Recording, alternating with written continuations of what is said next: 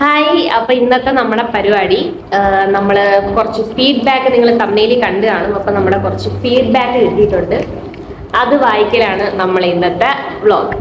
അപ്പം ആദ്യത്തത്, hi teacher, എൻ്റെ പേര് ദിയാമോൻ. ടീച്ചർ പഠിപ്പിക്കുന്നത് എനിക്ക് എല്ലാം മനസ്സിലാവും. ഓക്കെ,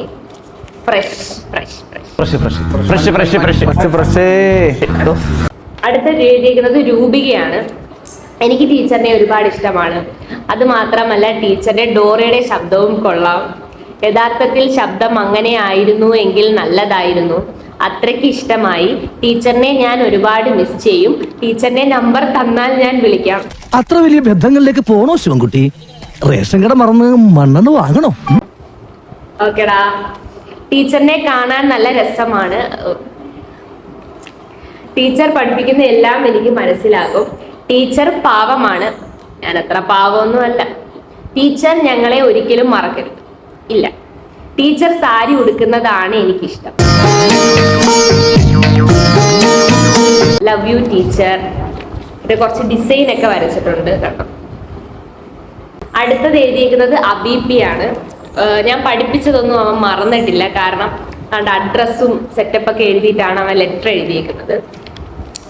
പ്രിയപ്പെട്ട നാഫി ടീച്ചറിന് ഞാൻ എഴുതുന്ന കുറിപ്പ്. ടീച്ചർ ഞങ്ങളെ വഴക്ക് പറയുമ്പോൾ ഞങ്ങൾ ടീച്ചറിനെ ഒരുപാട് ഇഷ്ടമാണ്. ഓക്കെ. ടീച്ചർ ആദ്യമായി പഠിപ്പിക്കാൻ വന്നപ്പോൾ ഞങ്ങൾക്ക് ടീച്ചറിനെ ഒട്ടും ഇഷ്ടമല്ലായിരുന്നു. അവ സത്യസന്ധനാണ്. അവ സത്യസന്ധതയോടെയാണ് അത് എഴുതിയിരിക്കുന്നത്. പിന്നെ പിന്നെ ടീച്ചറിനെ ഞങ്ങൾക്ക് എല്ലാവർക്കും ഇഷ്ടമായി. ടീച്ചർ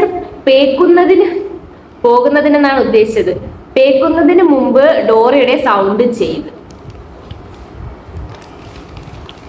ഇനി അടുത്ത നമുക്ക് വായിക്കാം. ഇത് എഴുതിയിരിക്കുന്നത് നാദിയാണ്. I am Nadia. Okay. Teacher വന്നപ്പോൾ തന്നെ എനിക്ക് ടീച്ചറിനെ ഇഷ്ടപ്പെട്ടു. പിന്നെ ടീച്ചറിന്റെ ക്യാരക്ടർ അടിപൊളിയാണ്. അതെല്ലാരും പറയും, എന്ത് ചെയ്യാം. ടീച്ചർ ഫ്രണ്ട്ലിയാണ്. പഠിപ്പിക്കുന്നതും പൊളിയാണ്. അതെ, അതെല്ലാരും പറയാറുണ്ട്. ഞാൻ പഠിപ്പിക്കുന്നതൊക്കെ ഭയങ്കര അടിപൊളിയാണത്. എല്ലാം മനസ്സിലാവും. ടീച്ചറിന് സാരി കൊള്ളാം. താങ്ക്സ്. ടീച്ചർ പോകുവാണെന്ന് പറഞ്ഞപ്പോൾ വിഷമം വന്നു. ടീച്ചർ പോയാലും എന്നെ ഓർക്കുമെന്ന് വിശ്വസിക്കുന്നു. ഞാൻ ടീച്ചറിനെ ഓർക്കും. ഓക്കെ. ടീച്ചർ ഒരു പാവമാണ്. ടീച്ചർ നല്ലപോലെ പഠിപ്പിക്കും. ടീച്ചർ പറയുന്നതും പഠിപ്പിക്കുന്നതും നല്ലപോലെ മനസ്സിലാകും. ഞങ്ങൾക്ക് ആദ്യമായിട്ടാണ് ഒരു ഫ്ലവേഴ്സിൽ പോയ ഒരു ഫേമസ് ആയ ടീച്ചർ പഠിപ്പിക്കുന്നത്. ഞങ്ങൾ അഭിമാനം കൊള്ളുന്നു. ബൈ അദ്വൈത്. ഓക്കെ.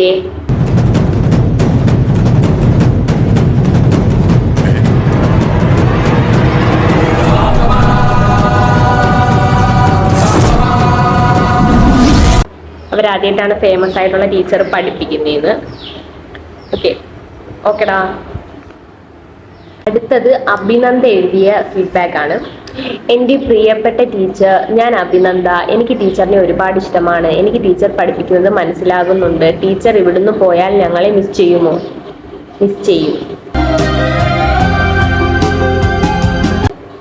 ഞങ്ങൾക്ക് ഒരുപാട് വിഷമമുണ്ട്. I love you teacher. I love you too. പക്ഷേ എനിക്ക് ഒരുപാട് ഇഷ്ടമായ ടീച്ചറാണ് Nafi teacher. Miss you teacher. Miss you too. അടുത്തതൊരു വെറൈറ്റി ഫീഡ്ബാക്ക് ആണ്. കാരണം അത് 3 വരിയേ ഉള്ളൂ. എഴുതിയിരിക്കുന്നത് സഞ്ജയ്. ഹലോ ടീച്ചർ, എൻ്റെ പേര് സഞ്ജയ്. എനിക്കൊന്നും പറയാനില്ല.